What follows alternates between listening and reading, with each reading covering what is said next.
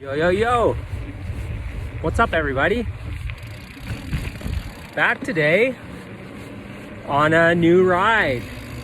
Not a new ride, but a loaner, because I'm looking at buying a new mountain bike for next year and thinking about the new 22 Rocky Mountain Instinct.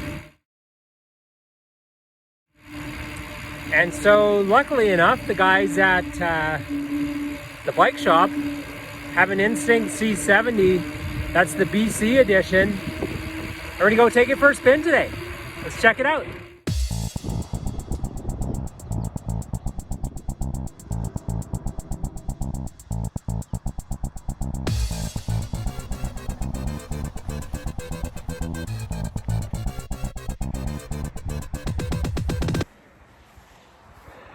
This is the beast for today. So BC edition 2020 Instinct. Pretty sick green and orange. Set up with GX. 1x12 speed, of course. This one's a bit of an interesting mix. Actually has the Fox 34 lead up front.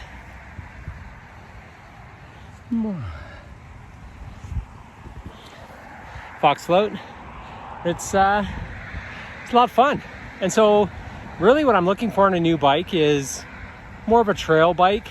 Definitely haven't had so many downhill bikes. If I'm going to go that route, I'll probably have a dedicated bike just for shuttling and riding lifts if I get back into that stuff. But since my back injury, sold my Slayer, and so looking to downsize, if you can call that downsizing. And so yeah, I don't know if my my initial thoughts were carbon, because bike for bike, it's almost double the price. So I was looking at probably an A40, you know, with a pretty standard setup.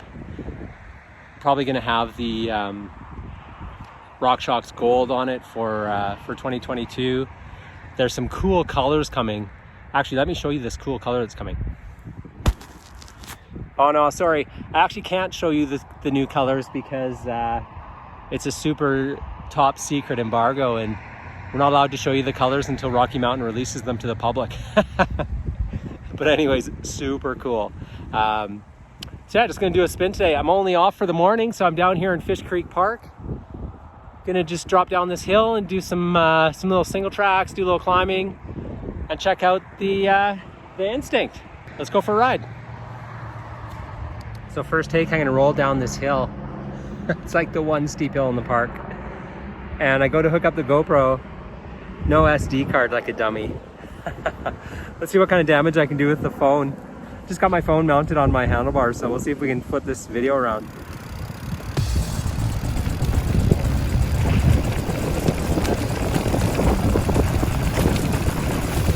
Yeah.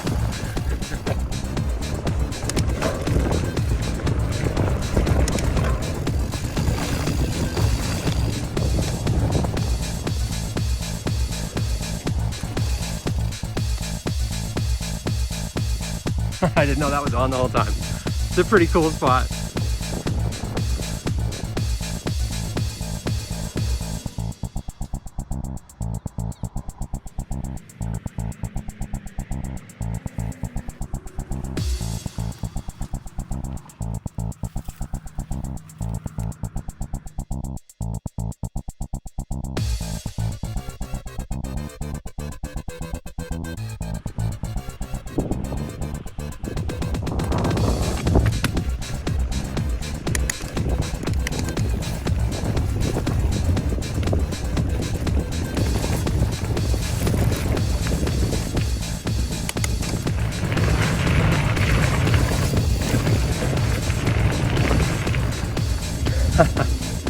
Super fun. Great thing about living in Calgary in the south, I live about 3 blocks from a provincial park. Lots of fun little single track, kind of cross country riding. But it's right outside my door. Check it out.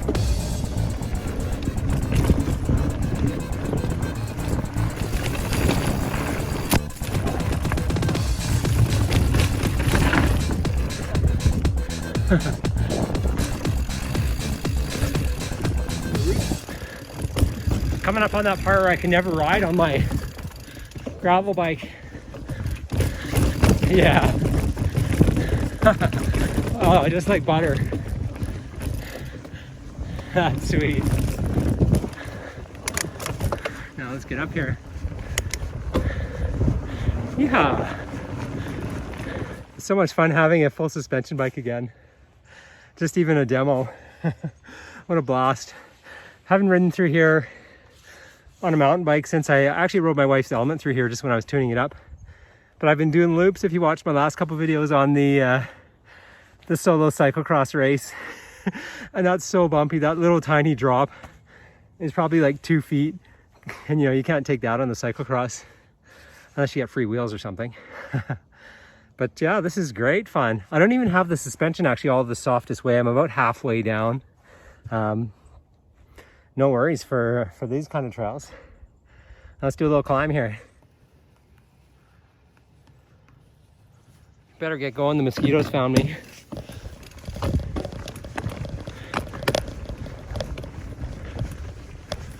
So nice with this gearing.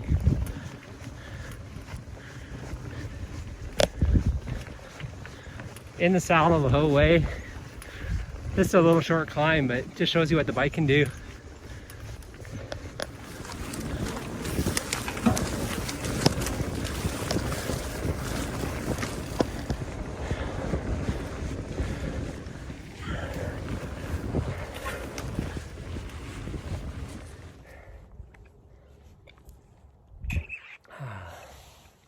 It's a fun little downhill coming up that I tippy-toed down on the cyclocross. Well, fast, but trying to avoid all the bumps. This is going to be a little change of pace.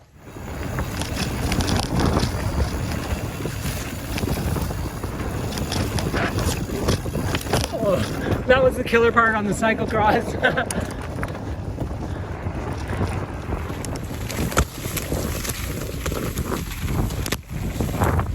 Yeah, how fun was that? I was actually going to try to do that same loop I did on the gravel bike and see how much faster the Instinct was going to be, but I think we're just going to go ride some more trails. Lots of fun, loving this bike. My one other debate though, what's interesting, is between sizes. And so I'm just under 6 feet, and I should be in a large. This is a large frame, but it feels short for me because I have really long arms. And so I've ordered an extra large, but I'm kind of on the fence. When I'm high on the saddle, when I've got the dropper post all the way up and I'm in a pedaling position, I feel good. My knees aren't too close to the bars or anything. But when I'm standing up and I'm like working on the bars, it feels short in the top. So to be determined. If I can get out on an extra large bike, that'll be key. Then I can see the difference. Yeah. Let's go ride some more bikes.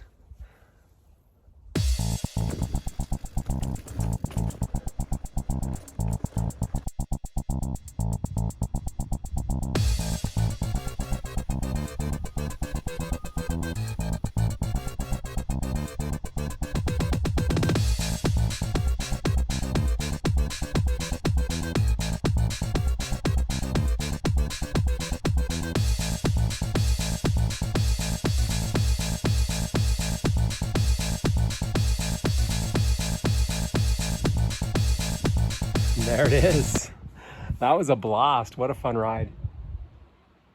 Still debating large or extra large. I'd have no problem riding the large all day, but you know, you always want to know, like, is the extra large a little bit better? We'll figure that out over time. Thanks again to the bike shop. Full disclaimer, I work at the bike shop, so they lent me this bike for the weekend. We're gonna get into some more trails. I think I'm gonna head up to BC for a day or two anyways, and see if we can get on some trails and visit some family. Yeah, so what's the verdict? So you guys can find all the specs online. You know, you guys know how these bikes are built. Some guys I know are gonna, you know, geek out over like measurements and how much travel and did I mess with the 9-axis? No, I didn't. For me, it's more about getting on a bunch of bikes and just getting some riding in and seeing, you know, what's my first bike going to be in the new era. I've never had a 29er. I was kind of skipped from, you know, 26er mountain bikes, full suspension, a lot of downhill bikes, right into cyclocross. And so coming back to mountain bike world is definitely an eye-opener. So much great stuff. One by is, you know, a learning experience for me. Definitely limiting, I find, after riding so much downhill as far as my top speed, because you can definitely pedal it out. But shifting on the uphill and being in the right gear is great because you only have one shifter. And then the 29ers, they just roll fast, but honestly, I'm probably the wrong person to say because I ride single track on a cyclocross bike. Not a whole lot faster than what I'm used to riding anyways, but pretty plush in a 2.4 versus riding, you know, a 700 by 38. And as far as the shock setup, I'm probably gonna mess with it more because, you know, I only had the rear back about halfway. I never let it all the way loose because I'm used to riding a hardtail, so it'll take me some time to get into it, but no issue riding over roots and bumps. I mean, so comfortable, so confidence inspiring on the rougher stuff that if you have the means, I would definitely skip straight to the full suspension. Instinct, I didn't find a limit today, but maybe on some harsher terrain, maybe there would be. But yeah, we'll get some more riding in and keep up with this stuff. Great bike, BC edition, 2020 C70 carbon. Bum, bum, bum. One little tech thing here. If you're wondering what's the difference between the aluminum and the carbon in the Instinct, it's just about 4 pounds. So yeah, carbon. I don't know if that's worth $4,000 though. Thanks for watching. See you again soon.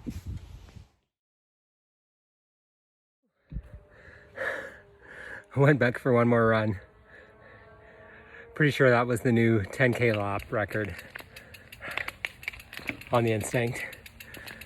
Sick.